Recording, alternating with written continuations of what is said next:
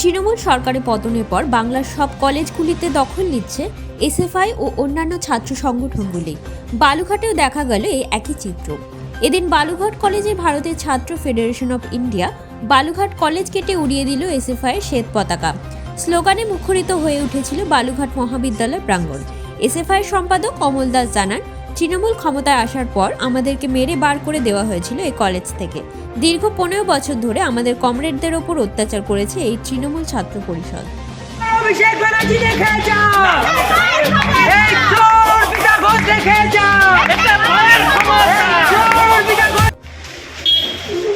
আমরা ভারতের ছাত্র ফেডারেশন বালুরঘাট লোকাল কমিটির তরফ থেকে আজকে বালুরঘাট কলেজ গেটের সামনে এসে আমাদের সাংগঠনিক যে flag SFI student federation of ইন্ডিয়ার ফ্ল্যাগ বালুরঘাটের এই গেটের সামনে বাঁধলাম। এবং বিগত দিনে আমাদেরকে এই 15 বছর 2016 সালে আমরা লাস্ট কলেজ ইলেকশন জেতার পর আমাদেরকে মেরে বের করে দিয়েছিল এই দুষ্কৃতিবাজ তৃণমূল। এবং এই 15 বছর ধরে দীর্ঘদিন ধরে আমাদের কমরেডদেরকে মারা হয়েছে, কমরেডদেরকে কলেজ থেকে বের করা দেওয়া হয়েছে, রানিং স্টুডেন্টদের ধমকে রাখা হয়েছে। এবং তার ফলে আমরা যখন নেতৃত্ব গেছি ভেতর থেকে গোব্যাক স্লোগান দেওয়া হয়েছে। এবং এই সব কিছুর পরে আমরা আজকে এই 15 বছর পর এইখানে এসেছি এবং আমাদের যে শ্বেত পতাকা সেটা বালুরঘাট কলেজ গেটের সামনে লাগিয়ে দিয়েছি।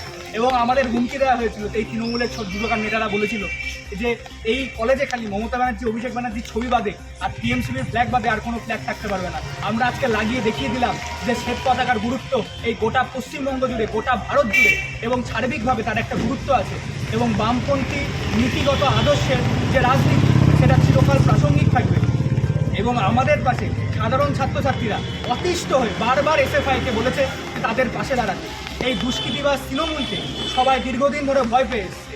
এবং আমরা শেষমেশ একটা ছায়া দিতে চেয়েছি সাধারণ ছাত্রছাত্রীদের। তাদেরকে আমরা বলতে চেয়েছি এসএফআই সবসময় সাধারণ ছাত্রছাত্রীদের পাশে আছে।